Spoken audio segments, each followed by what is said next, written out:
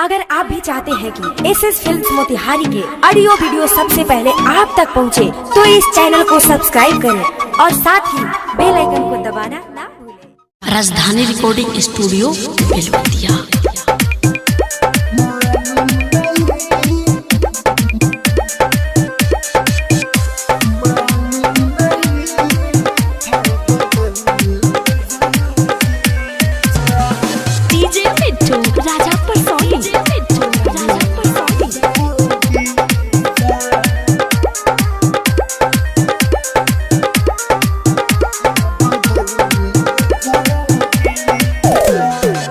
मेरे दिल से पूछो क्या हालत है मेरी, मेरे दिल से पूछो क्या हालत है मेरी। मालूम नहीं था बदल जाओगी जान, मालूम नहीं था बदल जाओगी जान। मेरे दिल से पूछो क्या हालत है मेरी, मेरे दिल से पूछो क्या हालत है मेरी। मालूम नहीं था बदल जाओगी जान। ये नजरें तुम्हारी सब कह रही है, ये नजरें तुम्हारी सब कह रही है। आके करीब ऐसे चल जाओगी जान।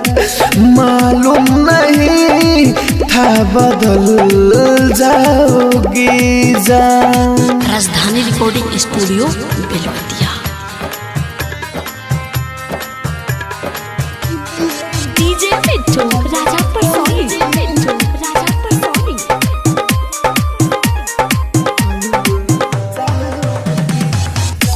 तू ही है जन्नत मेरी, तू ही खुदा,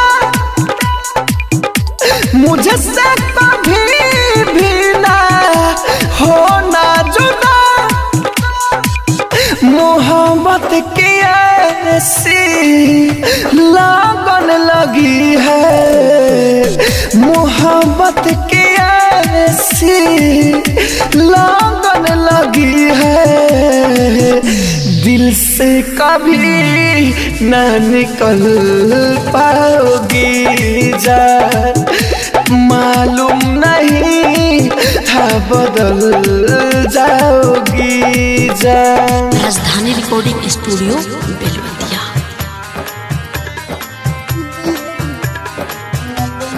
डीजे मिट्टू राजा परसोनी, राजा परसोनी।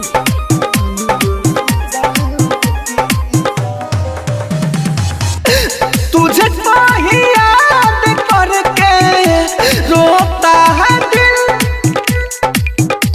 तेरे बिना जी न पाएगा राइटर सुनील। अनिल को भुला करके तुम्हें के दिन, अनिल को भुला करके तुम्हें के दिन। राहुल के बाहों में चल जाओगी जान। मालूम नहीं था बदल जाओगी जान। राजधानी डिजिटल रिकॉर्डिंग स्टूडियो बेलवतिया।